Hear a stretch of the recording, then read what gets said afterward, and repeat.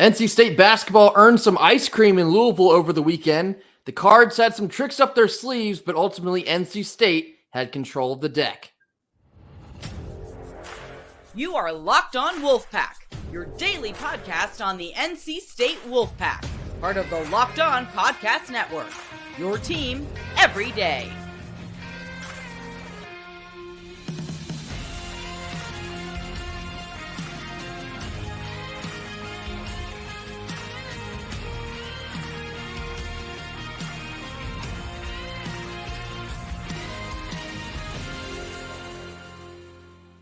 What's up, Wolfpack Nation? It's time to get locked in with Locked On. Thanks for making Locked On Wolfpack your first listen each and every day. We are free and available wherever you get your podcasts and on YouTube, part of the Locked On Podcast Network, your team every day.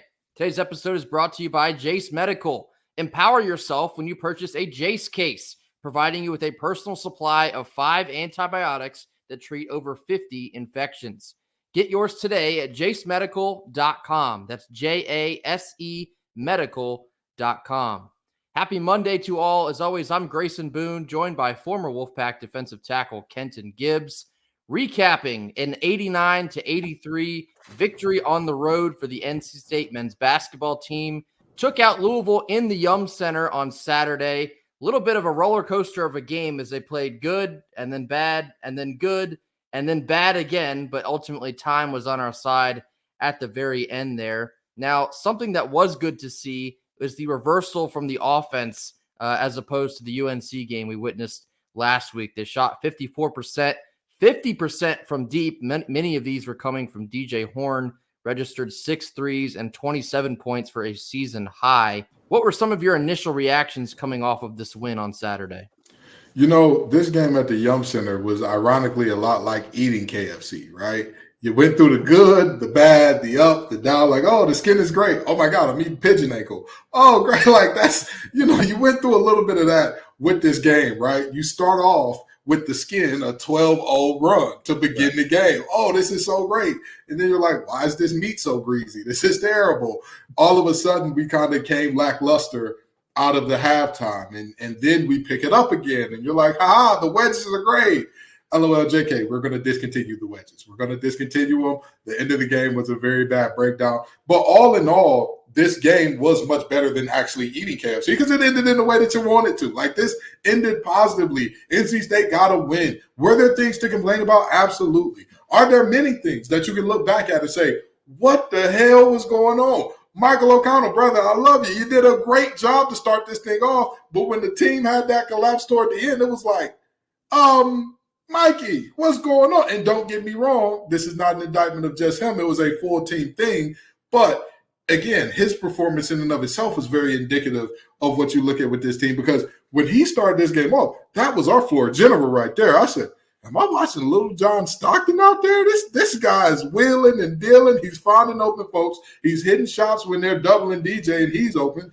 And then down the stretch, things kind of got frozen. And again, that's not just an indictment of him because, again, it was not Michael out there by himself. There were multiple players who went through that same kind of deal in terms of high, low, hot, cold, up, down throughout this game. So all in all, I know that everybody wants to harp on the near collapse at the end.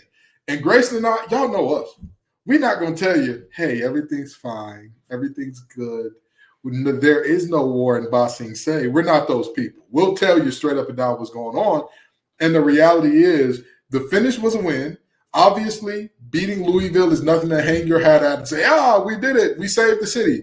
But you did what you needed to do here. You take from the lessons, you learn the lessons, and you move forward. And if you don't think that we're learning the lessons and moving forward and getting better, that's fine to say.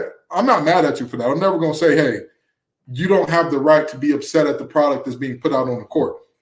But with that being said, I would just say don't be so negative that if it's not perfect, you don't want it. Because I think that there is an alternative to barely beating a bad Louisville team, which we saw with Miami the game before.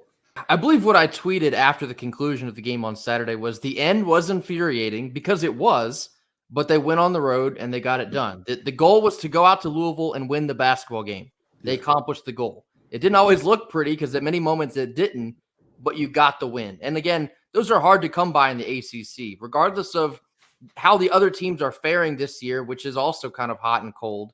Going on the road any given night in the ACC and winning a basketball game is not an easy thing to do. So could NC State have won this by many more points than they did? Absolutely. But they won the game. So that's the main focus. We'll touch more on the offense specifically in just a second, but I do want to talk about Michael O'Connell. Michael O'Connell got the start in this game because DJ Horne was actually late to a film session. While he took himself out the starting lineup. And kind of bringing me to my main point we'll touch on here in a couple minutes. Michael O'Connell was tremendous. You got 11 points and 6 assists from him. Perfect from beyond the arc. He was 3 for 3. And something we've discussed about O'Connell in the past is kind of all the offense that you do get from him is a little bit of a bonus. But he looked like a reliable source of it on Saturday. Any shot that he was given with plenty of space to take, he took it and then he knocked it down. And in addition to that, he is the floor general. And the offense, you can very visibly tell that the offense is in sync much more when he's on the floor and he has control of the basketball. He has the most poise, the most composure, and he can see the floor, not to discredit him, but I think he sees the floor a little bit better than DJ Horne does or Cam Woods does, sometimes than Jaden Taylor does. I love seeing Michael O'Connell in this game, and that is something that I think you should see more of. Again, we'll touch more on that more in depth in a second.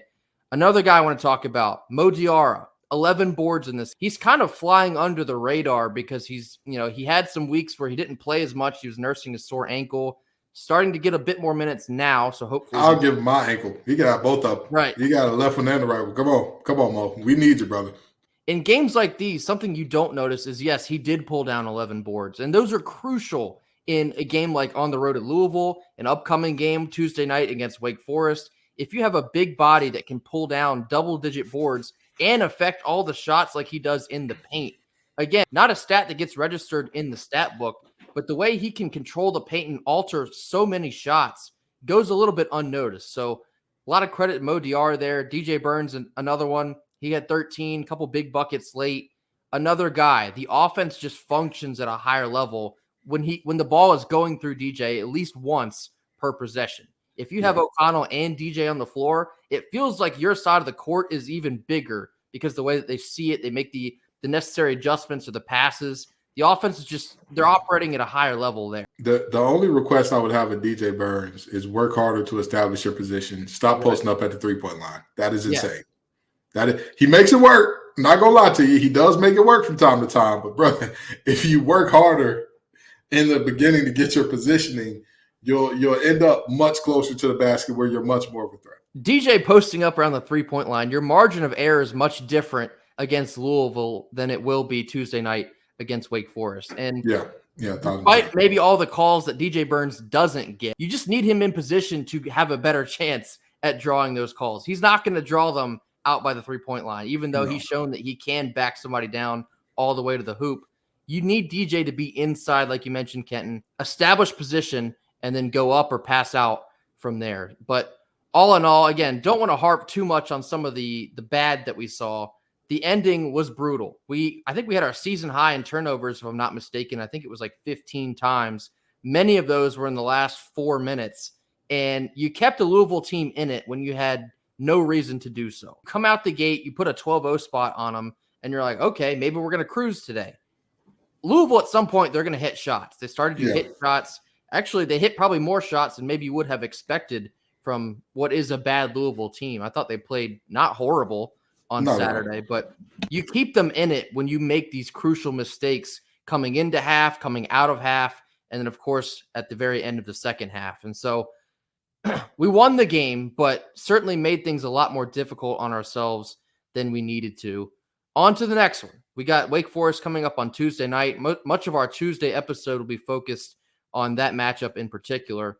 But we got the win. We ate our ice cream, and we're on to the next one. If it's a win that's less than we feel comfortable by, hit them with the little cup with the wooden spoon, the one where you only got about 3-4 scoops of that thing.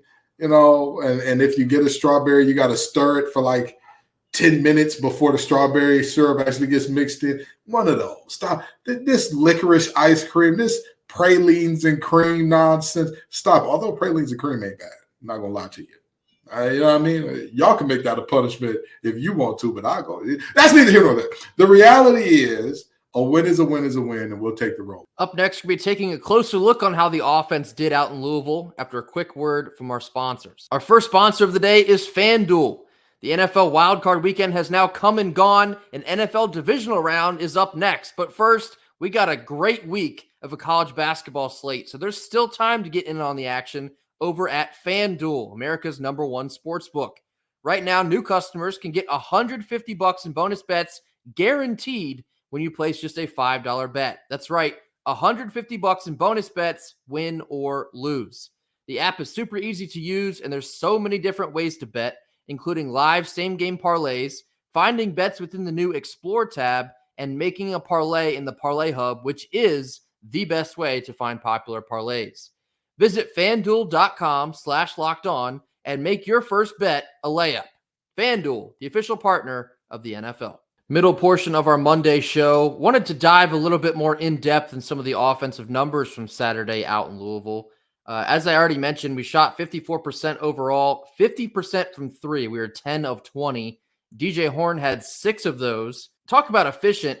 DJ Horn was 9 of 14 on the day, 6 of 9 from three, and perfect at the free throw line, 3 of 3, to finish with his season high of 27. Now, I mentioned that DJ Horn actually came off of the bench in this game, ended up playing 35 minutes, which I believe was more than anyone else, but came off of the bench in this game because he was late to a film session, and that gave Michael O'Connell the start. Now, this is my main point. I'm not crazy superstitious, although you might not believe us based on our reverse psychology from football season. I'm not crazy superstitious, but I think you have to run back that exact same lineup until it blows up in your face. And the reason I say that is something we had touched on last week. In the UNC loss, it just felt like DJ Horn was just trying to facilitate too much in addition to try and create for himself. When you take the ball handling pressure off of him a bit, and again, sure, I guess it's against Louisville and there's something to be said for that, but DJ Horn just felt more free and easy in this game. I like his ability to play off of the ball way more than his ability to play on it. And so maybe you keep leaning into that if you're Kevin Keatts. Maybe if you want to start DJ Horn, you just also start Michael O'Connell. I like this idea where DJ Horn is functioning more off of the ball, seems to directly impact the amount of shooting lanes he gets, and I mean, subsequently put in 27 here. But on the flip side of this is you did get more offense from Michael O'Connell himself. And I think many teams probably do not see him as an offensive threat. I mean, many NC State fans also do not see him much of an offensive threat because a lot of the offense, as we've said, feels like a bonus. But in this game, he provided some very key buckets for the Wolfpack. I mean, late in that second half, I believe he hit 2 threes that were like, oh, okay, we might just run away with this thing now all of a sudden. So O'Connell, again, he's not going to be a main feature of your offense, but if he's able to distribute at a high level like he was, he can become a key piece to this offense. The biggest thing here is this. As much as I like certain players, it's not about who I like or what I want to be the case.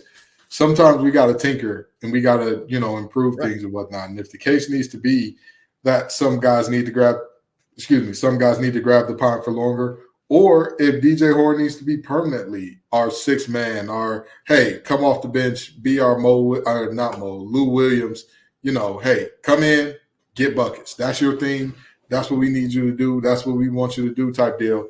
Then maybe that's just that. But I think that the biggest thing here is this team, don't make the depth your detriment.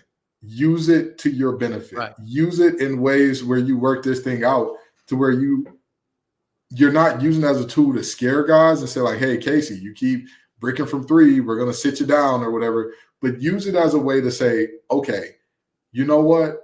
We've tried this lineup. We've tried that lineup. This lineup has been most effective. And so that's what we're going to rock out with. For all the talk that people did about, what Louisville, how bad Louisville is or whatever, or how they played, there were many anomalies in this game, right? For example, if you look at Sky Clark, number 55 from Louisville, he shot 66% from three. He's shooting 30% on the season. Yeah.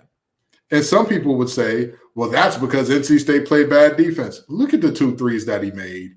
Those are textbook scouting report. Hey, give him space, make him knock down that shot, and if he knocks it down, you live with that. type shots, and they were well contested. And I'll tell you, one of them, I'm like, why are you playing up so close on Scott? Let him shoot that, and he still knocks it down. So you live with that. You know, sometimes the game of basketball is as simple as whether or not you're making or missing a shot. So I'm not saying to use O'Connell as a punishment for anybody else who say, hey, you aren't playing well, we're going to put O'Connell in your starting spot. I'm saying instead use it as let's tinker, let's find the right way to do this, because some of you all who think you are better as starters or who enjoy the starter title may be better coming in as the sixth man, going against other teams' second unit, where you can absolutely demolish them for a little bit and then,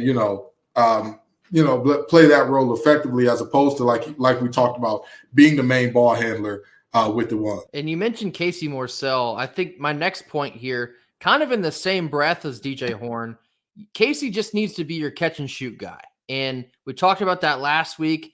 I know he is mightily struggling right now from downtown. I believe he was another 0 for 2 out in Louisville. He is one of your main shooters, though, so you want him to keep shooting. You want him to shoot out of this slump, whatever you want to call it, that he's currently in. But that will come from setting him up with better looks. And he was able to score 13 in this game out in Louisville. He created a little bit for himself. But again, I don't love, giving him the ball and then everybody else is kind of stagnant. And so he has to try and figure out something to do with it. So another one, if you can just create looks based on Michael O'Connell, maybe even a deke from DJ Horn, and you toss it one more and Casey Morsell's open on the corner, you got to find a way to get him in a rhythm, because we saw what he can do when he's in a rhythm, like we did last year. He can shoot at a high clip. It's not that all that talent is all of a sudden out the window. He's just in a little bit of a slump and needs a little bit more confidence to get this thing rolling again. And I think that he's, perfectly capable of doing so. He is a good shooter, but all shooters at some point go through it a little. Casey Morsell, I still have confidence he can figure it out, but another one just needs to focus more on his strength, which is catch and shoot type basketball. My last point here is on MJ Rice. And we talked about this in addition last week. MJ Rice is not playing to his strengths right now. And I don't know if that's a coaching thing or if that's just a personal thing. I don't need MJ Rice to jack up a three-pointer and then sit the rest of the game on the bench. That's not doing us any good. And as I mentioned, he is the strongest, if not one of the strongest guys on the court whenever he is on it. We need him attacking the rim. Get inside, get physical, and you will see some immediate results. Whether it's boards or tough buckets in the lane, he can do both. What I don't need is him to come in, brick 2 threes, and then sit down. I would like to see more MJ Rice, but he's playing to the strengths. There's several guys that we have not been playing to their strengths. Maybe in this game you did see that with DJ Horn, but you need more consistency all across the board, especially when you play a team like Wake Forest on Tuesday night. So that's how this offense is going to get back on their feet again. Some people like to say, hey, Ken, you're a football guy. You don't know much about basketball, so, you shouldn't talk. Well, I'll quote a basketball guy. I'll quote a guy who made multiple NBA All-Star games, made a few All-NBA teams in LaMarcus Aldridge. Sometimes some players are so skilled that they want to do 1,000 different things. They want to do this and that and the third, and they, I can do this, I can do that. It's not about what you can do. It's about what do you do at a high level. Right. Especially at the college level, if you really have one move that you can go to or one thing that you can go to consistently and they counter off of that offensively, you're good. You're good. For anybody who believes that, we're just talking about Casey Morsell and he hasn't shown himself or proven himself as a shooter, let's look at his three-point percentage from year over year until this year. 17.6, 26.3, 35, 41.1, and this year 28.8. Again, it's when you lock in on your one thing, lock in on that, do that, and everything else will take care of itself. Again, I think that Casey can be a distributor and a playmaker on the college team? Of course. Sure. Can. Should he? Is that where he adds the most value? No. I mean, that's, can you feasibly, can you paint a wall black with a marker? Hypothetically, yes. Is that the way that you would want to use a marker? No. Like, that's just the reality that we're looking at here. And it's not saying that that's a limitation or that you're not good or whatever the case may be. It's not saying that. It's saying lean into where you're strong. Same with MJ Rice, right? Can you knock down a three here and there? Yeah. You can shoot it. Yeah. Is that where you get the most value? This relationship has to be symbiotic. He can get something out of this thing. NC State can get something out of this thing. If there's a symbiosis, if there's a agreement that, hey, we do what's best for all parties. And what's best for all parties is for MJ to lean into where he's good. Because when you lean into where you're good, you get more minutes. When you get more minutes, you get more shot opportunities. So now, if you really are just dying to shoot that three, which one do you think gives you a better chance to do so? When you're playing 5 minutes or when you're playing 25? Right. Answer quickly. Don't think. Don't think about it. Just fire off the cuff. Which one do you think is more like, so that's the deal. Play into the strengths, lean into the strengths, and this notable offensive shift will be there. Of course, like we talked about, the game is about making shots, missing shots. Some nights it's just not your night, and they'll seem like there's a little in the basket.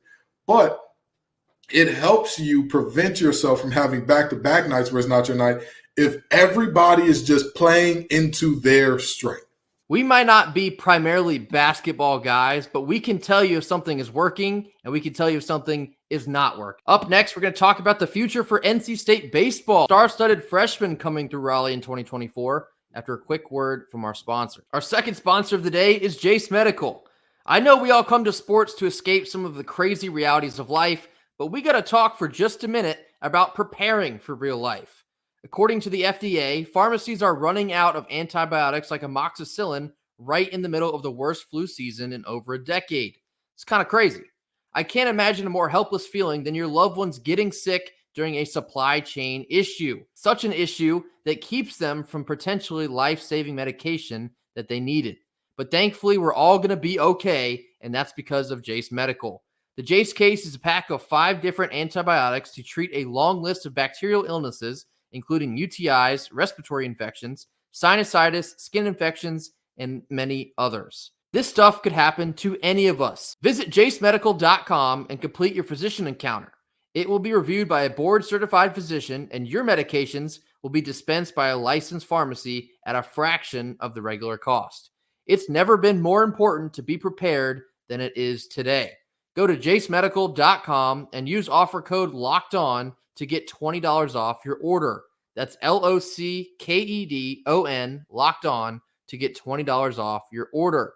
Jase Medical. Last couple minutes of our Monday show here. Wanted to talk a little bit about NC State baseball as we're about a month away from that season beginning, but I noticed that they were listed as a top 5 freshman class, according to D1 Baseball on Monday, and this is extremely significant. You talk about getting over the hump in a couple other sports at NC State. Baseball is absolutely another one that falls into this category. But when you bring in a top 5 freshman class to pair that, I believe the incoming transfer class is also ranked nationally in the top 25.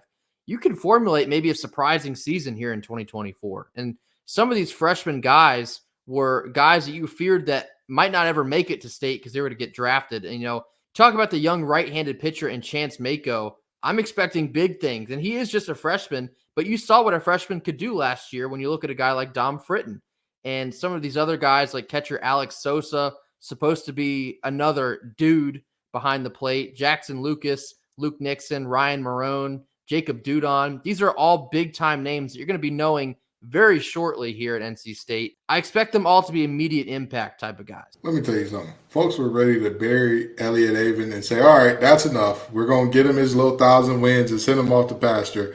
That brother rose up like the Undertaker on SmackDown in 2003. He said, don't worry about it.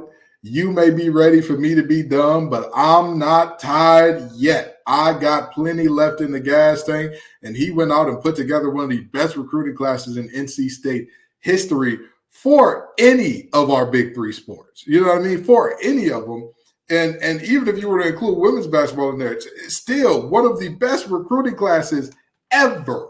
Top 5 in the country. Man, stop playing.